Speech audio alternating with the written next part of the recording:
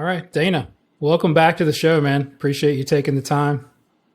Thank you. Yeah, good to be back. It's been a while. It has been a while. 2019. I can't believe it's been that long. I've had a few multiple guests on the show, but with all your recent success with a few of your students, notably the U.S. Open champion, and the fact that I Yeah, saw you at the U.S. Open a couple weeks ago, which was super cool. I wish we could have got to spend more time together, but yeah, yeah. congratulations, man.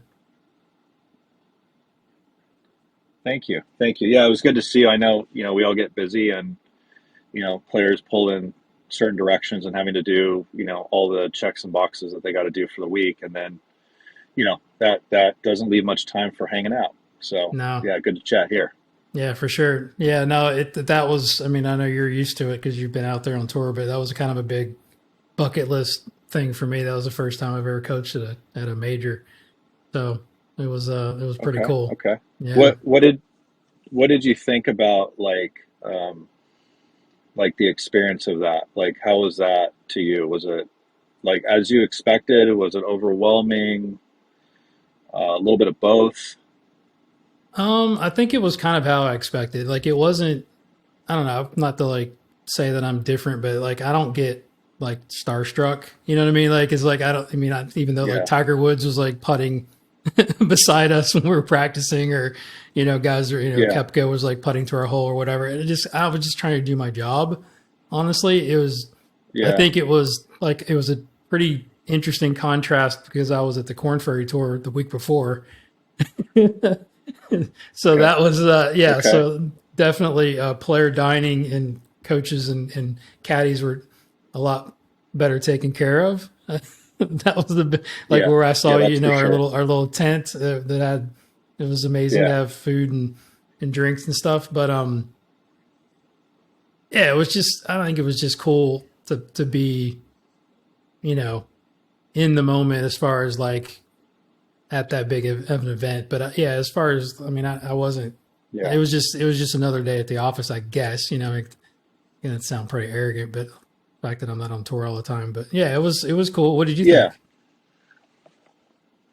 No, I mean it's interesting. I like USG events because they do take care of the teams. I Hmm. think between the caddies, coaches, everybody's together, so that's nice. I mean, obviously the players can eat by themselves or Yeah, join with us, and then having the ability to watch on television what's going on. If you're in a different wave, or you can go out and watch. They even have PT there, which is really cool. For the caddies, yeah, they tend to do that at the majors, which is neat. So like, it's a full on tournament. Whereas, I mean, I look at the Corn Fair as kind of like the future time capsule of what a major is going to look like. There's going to be obviously over time you're going to see that evolution of the Corn Ferry elevate. I know I hope so. you look at like Brian for an example. Mm. Yeah, oh, for sure. But like you look at Brian, who has been out playing for a while and has kind of come into his own, got to a major. I mean, it's he's going to be that more confident, going in back into a Corn Ferry event and then Yeah, getting his tour card, and then I'm going to be in two more majors or all the majors. So we're looking at something that 2 years time, a lot of those faces like where the masses might not know who that player is. Well, they're learning and going through their process to get onto the PGA Tour and then start to be in the majors all the time. So I think it's yeah, pretty cool. It's where like with all the stuff that's going on, and I've been pretty vocal about it. I think with between like the different tours and everything, and not to get into that stuff too much, but at the end of the day, I only have really cared what happens to my college players, mm, where their future lies. And it's not just monetarily; it's kind of like career based. And not that I don't care what happens to Rory, but I think financially he's okay. Yeah, he'll be yeah. okay. But It'll be fine. yeah, he'll be fine. But I think that's the big thing, and I think a lot of players on all tours need to kind of take inventory of that. And I'm not certainly not preaching to any of them because it's their thing, but They're all trying to put their best foot forward. And I think if they can kind of look where they were a couple of years ago, okay, what's best for the kids coming up? Because that's what's important. Hmm. So that's what I like about a lot of these majors where people can qualify, especially USGA events, because it brings, a lot of new blood and new talent. And they get to play against the best players in the world if they play well, which is how golf is. Yeah, I So mean, we could go into a whole discussion on live versus yeah, PGA Tour. It's like I've got yeah, an interesting scenario where I've got some young guys coming up, and then I've got an older guy that is trying to kind of hang on, right? And he's not yeah, super happy about what's happening with the tour because he's kind of getting squeezed out and playing yeah, better than he's probably played in years, but not getting starts, yeah, right? It's like there's both sides of it for yeah, sure. yeah, for sure, absolutely. Yeah. Are you But that's traveling not have you that. traveled on the live with Bryson at all, Yeah, or? I don't. Yeah, I don't do that. I just do the majors, and I think there's that's how would I put it? It's kind of hard because I have PJ Tour stuff, and then obviously live. So I'd never be home. So and then I have a bunch of Yeah. students at home. So I I'm spread pretty thin Sure. as far as where I can be and what I can do. But then on the other token is Bryson is so good at um, monitoring what he's doing, and you know, we prep for the majors, and then boom. And I mean, he's been playing great. Even in the live events, in Yeah. through last year and as of late. So yeah,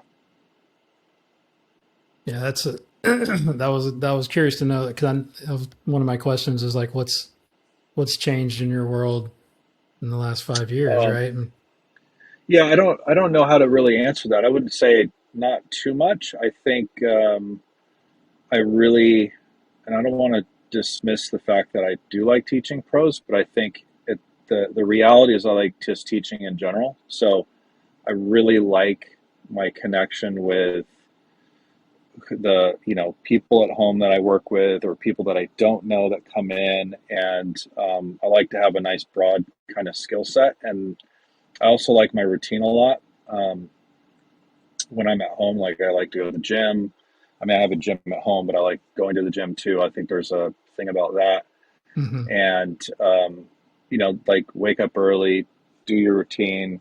Like it's just very, very, I guess you can say boring, but it's very familiar. And so when you go on the road and there's a disruption in that, and you've been doing it for, gosh, for a long time, um, is that really, you know, what I want to do? And also, on the same token of that, it's like that's not the identity. I don't want to be. My identity shouldn't be. I'm a tour coach. I mean, I'm just a golf teacher. So Yeah. I don't want it to kind of slide in that direction. I think that's not mentally healthy on the back end because once you kind of, I don't want to sound terrible here, but like have an ego that's like, oh, I'm, you know, this golf coach or whatever, which is, I don't want to be that guy. So I want to be relatable to everybody and also have access. I think that's important. So, Yeah. um, but in any event, like I think that's what's pretty cool about, especially today, is like we all know each other. Um, I've known you for, gosh, years now, at least a Yeah. decade, I would say. Yeah. And so I get to see everybody kind of grow, which is kind of cool. Um, the players they work with, and also like the evolution of teaching styles. And I call it kind of the coalescence of teaching styles. Like in the past, we had, you know, there was a lot of heated debates over a lot of stuff. Some stuff we've already talked about on previous podcasts. Right. But, um, you know, all of that is in this pursuit of some level of protection or perfection or some level of doing things better. And so, and I think that's great. I think it's wonderful. But it's cool to see the implementation unfold with high level players. So, such as yourself and others, to see that evolution take place is absolutely awesome. So, Yeah. I I, appreciate I think that. the future, yeah, well, I think the future is bright because, like, just like your podcast, which I listen to all the time, and other teachers who have been on your podcast, or they do an interview. It's really cool to see um, them still have like the right spark in their eyes about what they're doing, Mm.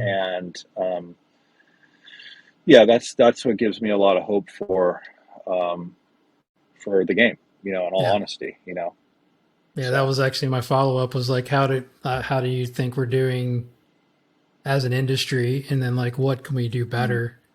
Because I think, yeah, and I wanted to read something. This is interesting is that just doing, mhm, like, had a rainy day today and got to do a little bit more reconnaissance on before our talk. And I listened back to our podcast. It's kind of like it's time capsule, right? It's like, yeah. this stuff's going to be cool. Like when we're in the other side of the big divot, like people are going to be able to listen to like how The other we got side of the other right. side of the big divot. Yeah, so it's like we're gonna, we're gonna have this forever, right? So this was something you said in my last podcast was when I was in my 20s and I was that guy that wanted to be correct. Mm, It was more excitement to be that innovative individual. Like I had a really cool computer. I wanted to show everybody how it works. mm, If I step back now, a lot of things that I thought were important and hold true and more nonchalant, like, yeah, that kind of matters, but as long as we're doing this, and I might be mm, aloof, but my delivery is a lot easier. And I could mm, relate to that because it's like the older we get, I think hmm. we sort of soften a little bit and maybe harden in others as far as our delivery to our students. How do Yeah. you feel like you've changed in that way? Well, I wouldn't say I've changed too much. Obviously, I'm not looking at myself, you know, like cut a year off and then look back. Like I just don't do that. Mm. It's just a progressionary thing. But I would say that I see it through the eyes of who I talk to. So Yeah. good example would be if I have somebody that I don't know that comes in for a lesson, they go, well, I'm nervous. And I'm like, well, why are you nervous? And they go, well, because whatever. And I go, well, don't be nervous. I'm just a range rat. I just teach golf. Like, let's be real here. And so there's a lot of, there's been some of that, but it's like, come on, like I'm just a human being. So, but also to your point, as far as like tech and knowledge base and everything else, I think I can't take specifics out of that. Like what has really changed. I mean, a really cool conversation would be like where I think things might be going. Yeah. Because one thing that's pretty interesting, and I know it made some headlines, was like sports box, Yeah. I with don't want to that. talk about that though. So yeah, I could continue. Like, what do Yes. you, and that's the back end of the question is like, how can we do better? And I think we Yeah. got that question probably 4 or 5 years ago. Like when I'm on the other side Mm, of the podcast is like, what do you see coming? And my answer was like AI. Like yeah. it's gonna happen, right? So Yeah. continue Yeah. with what you think. Yeah. So at the basis of that would be, or prior to AI, we would just say that data is important. Like we have to For make that sure. statement. Like, why is data important? Data is important because it allows, industries to target momentum, number one, um, facilitate capital, if they're going to sell a product, advertising, however you want to kind of display that. And well, what does that have to do with golf instruction? Well, the big part, and this was at least my interpretation of what I think is big about it, is that it eliminates the what ifs. Because the what ifs is the same question that these companies have if they create an expenditure to advertise to a certain demographic. Hmm. So when it comes to data and golf, if we just look at driver swings, so in this case study was Bryson with a driver. Now we collected everything, but with Sportsbox they picked up 200 data points throughout the golf swing, and with those data points they're able to pick out relative to foresight, spin axes, all that kind of stuff. um, Trends, things that are trends, and then things that are outliers, and then things that are correlations. So, okay, like without sounding like too technical, what does that mean? Like what actually matters when you hit a driver? Okay, when you hit it well and when you don't hit it well. And so, therefore, if you have 2 weeks of data of this, you can pretty much pull out of that equation, like, oh, well, these one or two things are things you're going to monitor, so now go play golf. And that's essentially what occurred because, Bryce and I have been working for a little over a year now and obviously been successful. But, Yeah. um, from a coaching standpoint, I'm only as good as the information I could display. And so, I could try my best to be positive, try my best to be a good coach and all that. But a good coach is one that's going to deliver, and this is just in one subsect, um, authentic, truthful communication on the subject matter, and maybe change the communication style so the subject matter actually is influential. So now, knowing Bryson being somebody who, in my opinion, at least to me, because I've not worked with everybody, but is one of the best players I've ever worked with. And also to that point is uh, an outlier in the fact that he thinks outside the box and doesn't have a fear response to trying things. So, whereas if other people might protect things, like, oh, I have a fear response, I'm going to protect my narrative, like that doesn't Yeah. exist in this conversation. So, Well, that's where let me ask you, what yeah. did he push to do that study, or is that you as the coach going, hey, do you want to do this, or was it more of a collaboration Well, between first you? it was a proposed idea. So the Okay. proposed idea was, what if I was able to get this data of your ball flight, which he has the foresight. We call it the research model. So Mm-hmm. it's a heavy duty, $70,000 model that tracks Oh everything. wow, didn't even know Yeah, that that existed. yeah. So it exists, and that does data itself. So um, above and beyond what a normal one would do, and then on top of that, the correlation of, let's just say that, and in Bryson's particular, it was, sway gap would be one of them, right? So which is like where the center of gravities are of the upper lower hub. And so what's the correlation between the spin axis of the ball and that? Now, Hmm. it wasn't just specifically looking at that, it was just get all the data and let the data do the work on it, right? So instead of Okay. my anecdotal experience of giving a bunch of lessons and saying that, well, my research shows that left side bend at 45 degrees is better than 44. Okay, great. But like, let's see what actually matters for you. So like Yeah. Bryson had a very, or does have a pattern golf swing that does eliminate a lot of outlying variables. Like that's what he did. He designed something through his trial and error, and with Mike Shy and with Chris Como, and Mm-hmm. and so like that whole influence has got him to where he's at.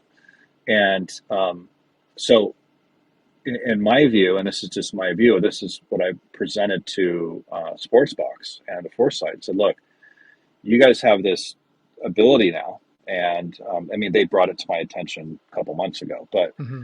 I said, look, what if we did this as our experiment? And because I think this is where the future goes. The future goes to, like, if I have X tour player comes to me and say, I have an issue. I hit the ball really well, but I hit this outlier, or I always have this miss. Let's see why. And so, oh, is it an alignment thing? Is it a setup thing? Is it a actionable thing that you do on the backswing, downswing, so on and so forth? And it just eliminates guesswork, and the trial and error piece. And now I'm not saying like this is everything, but under the context of swing mechanics, it is, because obviously Yeah. you and I know that the human being is, complex, and Right. they essentially, let's say the wind goes a certain way and then they do something during Yeah. the swing Yeah. that causes an outcome, or maybe their narrative is just really, really shitty and they're like, well, I'm a bad driver of the ball. Okay, Yeah. well, live The there. And mentals. Yeah. right. I mean, that, let's be real, but we're not talking about that. We're Yeah. talking about this. So I think that's what's really cool. And at the end of the day, it allows me to communicate with my student better. And with Bryson, it was like, cool. Okay, what are the things I did on Thursday that I need to do on Friday, and what was the difference? Okay. And outwardly so, like, it allowed him to play more free, and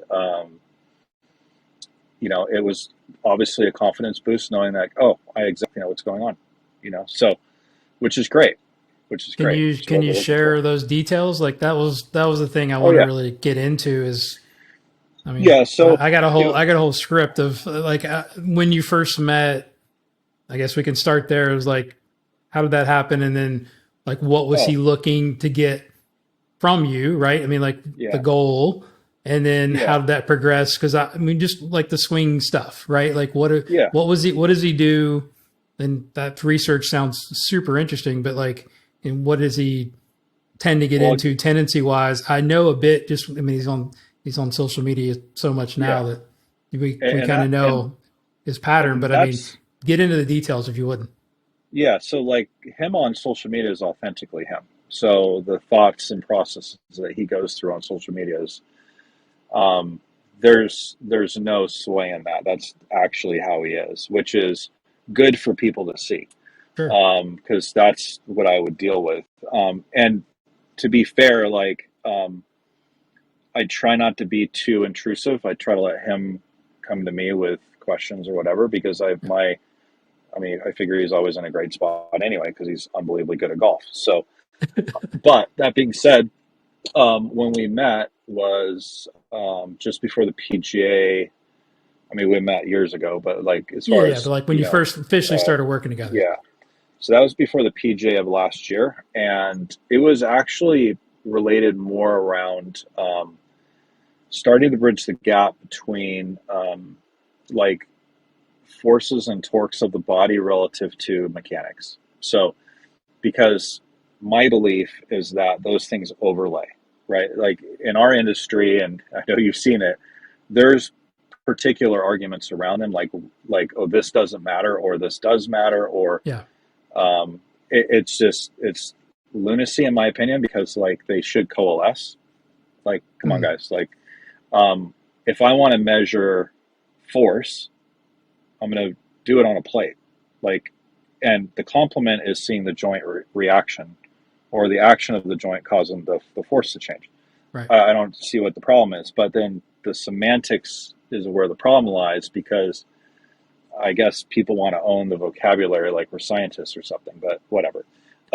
It's like, let's just, and really let's like rock, paper, scissors and see what happens. Right. So, um, but that's kind of where we started. It was kind of like learning to overlay those things and communicate to a point where, like, I know the golf machine background that he has, as far as probably not to the level that the Mike Shies, the Lee Dietrichs, the actual machine guys, but like, because I have a Macro Grady background, there's Mm-hmm. plenty of that in there. So when we talk about particular correlations between, let's say the wrist angles and the terminology and all that kind of stuff, it's like, okay, that's used on a daily basis anyway, and then throw the forces on top of that and relate it to your pattern. So that's kind of where we started, and then we had that built, and then over time, it was a good year, and then what really kind of clicked, and this is not my doing, this is completely Bryson's doing. He got into around, I mean, it was happening before, but US Open of last year was talk about the driver and the tech because he's Yeah. The felt for a equipment. long time. Yeah, he's felt for a long time that that's a big piece, and I can't really dive too much into that, but it has to do with bulge and roll of the face and Yeah. Yeah. That's gear fine. gear effect and stuff like that. And that would be something that maybe Jeff Flagg, who's at Crank, could get into.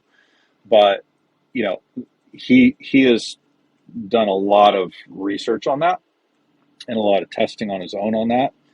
And then conversely, right before Augusta, he implemented the irons for the same principle. And obviously, between that time, two live wins, you know, put the irons into play, almost won Augusta. Um, so hopefully Augusta members are listening to this. We'll allow him to use a foresight on the green. He would have won, but okay. Yeah. I heard And then, about that. yeah, Graham told me so like nothing, no devices even on the putting green. yeah. So here we are. So I Yeah. think like for me, it's not like we're adding to his system, we're kind of making the system less manageable as far as like outward management and more Hmm. inward manageable. Like that's what I want. I Yeah. want. I mean, I'd wish all my players, if I said something and they got it, that'd be wonderful. But I'm not a hypnotist, so probably not happening. Yeah. Yeah. So that's kind of the quick story on that. Yeah. But we want to get into the It mechanics of the stuff. Like yeah, you're yeah, yeah, yeah, skipping way over. Like yeah. So what do you guys like? What is he doing? What is he? Because it's well, interesting. And you can I'm sure voice an opinion on his personality. I think that's the cool thing I think about his social media stuff is he's not as the way he prepares is not as mechanical as people think, right? yeah, It's like he's yeah, so sort of feel based, but it's hmm sort of wrapped around the information I think that you guys have yeah. worked on, which I think is why he's great. I mean, that's why It, he's different. well, yeah. So like, Like talk and about I him would as say as that a player, right? It's like yeah. as coaching the person. So him as a Oh boy, just lost you. off. I don't know Hold why on. that did that. Yeah, Yeah, I yeah, don't know why that did that. yeah. You're good. Yeah. Okay, so the first thing is number one, he is an incredible athlete. So Sure. we put that ahead of the mechanics and everything. And the athlete piece has been developed, in my opinion, is because he's hit a lot of different shots his whole life. So like around the greens, repetitious movement, having proper alignments. I mean, I think we got to put a big credit to Mike with that. I think every coach influence along the step has created influence to that athlete, and so um, Mike has made him understand how the impact interval works and how the swing as a whole created repeatability, and so when he came on out, he hit it awfully very, very straight. So then the next evolution was adding a bunch of speed. And I think, Chris was in there before that, but with Como, it was good to have Chris there to be a sounding block because he had gas blades and he had a biomechanics background and, Right. ground force reactions and everything. So like, so along the step of the way, there's been really good, thoughtful minds to be sounding boards. And so, literally, just I'm the least fancy of the bunch. So, for me, it's like, okay, we're doing currently just with data, but also like there's certain parameters in the mechanics. So, number one is like, can we get the P5 lead arm parallel and have the lead arm be at a certain spot and the rib cage be at a certain spot and the pelvis to be in a certain spot? And then how do we do that ahead of it, Which right? is Because which is where. So let's say like 1.5 inches down at P5 with the pelvis, lead That's arm what I want in, to know. 52 degrees close to the target. So Okay. stuff like that. And the reason being is that's when he's in that exact moment, um, no pun intended, he can hit a high draw. There you go. I was going to say because that's sort of what I was getting at is Yeah, he's different in the fact that one he enjoys more block practice and mhm, two he likes to hit one shot shape, which I think is yeah, is awesome, right? So yeah, it's like you've got the goal of like okay now let's build the machine yeah, around that, right? So yeah. continue. I'm sorry. Just No, that's so no the worry. so My the car so just, the listeners know. yeah, sorry, my car just went off. But Oh boy. yeah, the so yeah, like that's kind of his template. And famously, like he doesn't go out and play 18 holes all the time. He goes out and Right. tests it in 3 holes, and he likes to hit balls indoors, run his metrics. Okay, that's good. He does kind of the same thing in short game. He has a putting green in his house, and it has the lines and everything. Um, so like to me, if quintessentially P5 is the end of the track, and everything else that is through his arms, like how he feels and how he delivers the club, Hmm. then prospectively, like, okay, how did we get there? So one of the things that's interesting if we go to P1 at address Yeah. is the forward bend of the body being within a certain tolerance. So, which is, let's say, 36 degrees of forward bend. If it goes steeper or more bent over, what changes? Now, as a golf teacher, the more bent over you get, the more tilt you get, right? Right. It's obvious. The less rotation to the right you get. So like we know all those things, but it's really hard to see it under the constraints of your own eye, and certainly on an iPhone or an iPad. So day to day, you start seeing these fluctuations, and we're seeing fluctuations of 6 degrees on Oh, the wow. AI, which is kind of interesting. And so when you look at that downstream, let's say at the top, okay, well, you just lost 4 to 5 degrees of ribcage rotation to the right. How are you trying to get depth? But you're starting to do it through your arms and your shoulders. You get kind of jammed, then the ball doesn't curve as much, the start line changes. So,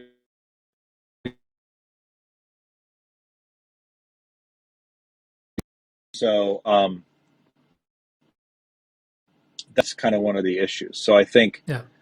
um, So talk about that's how we kind of put that together. the getting to the backswing stuff, because I mean I'm curious. Like tons of rotation, obviously. Talk about his start move with the way his left foot kind of moves back into his left heel.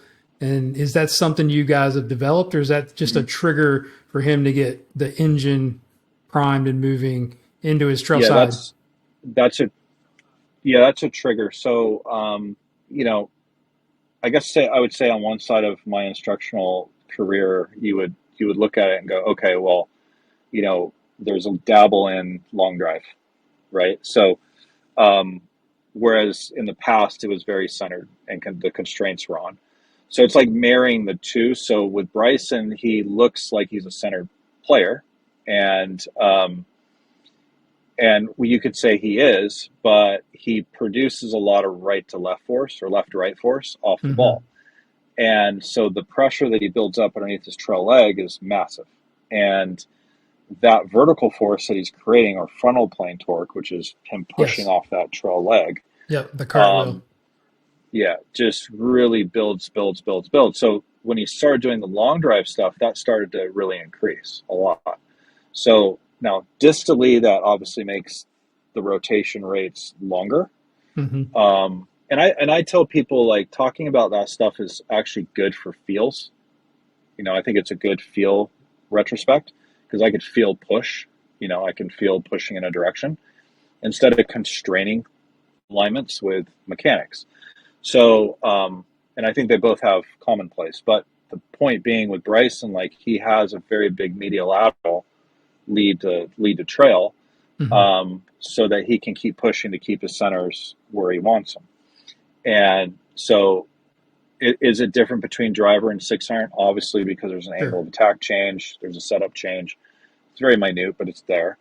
And so that's where that comes from. And that's where he builds up the amount of torque in his backswing. Yeah. So he's got a big braking force to create that. Um, but once again, like, if the setup's not right, the wheel turns to vertical Too pretty quickly. vertical. Yeah, I was going to say, and that Yeah, doesn't match up with the ball flight he's trying to hit, yeah, right? So here's a yeah. question. This would be not just for Bryson, but like just noticing. I'm just always curious when for let's say from 1 to 3, that push, that force that we're creating, that frontal torque, and then pushing up more of Mm-hmm. the verticals. Is that cause the length or the extension of the right leg to change, or is that something that you would do, like it's like cause and effect, right? Or is it Yeah, that just the pelvis that's actually creating that look, because he's got a pretty yeah. straight right leg? Yeah, so it's the trail leg extending from the pressure that's pushing in the ground. So that's Without resultant. the Yeah. Okay. Correct, without Yeah. the trail hip going into extension. I think if you just said just straighten the leg, there's a lot of situations that can occur. So, like, I try to tell people yes and no in that conversation. So, Yeah. depending on who I'm working with, obviously, but I have some players that strain the trail leg too early. So that's kind of an indicator that they're not putting enough pressure into the trail side and effectively keep pushing it. So what happens is they just push away and then the Mm-hmm. thing strains too quick. Gotcha. And also there's a long conversation of like, okay, well, if I'm trying to remain somewhat centered for that matter, I don't want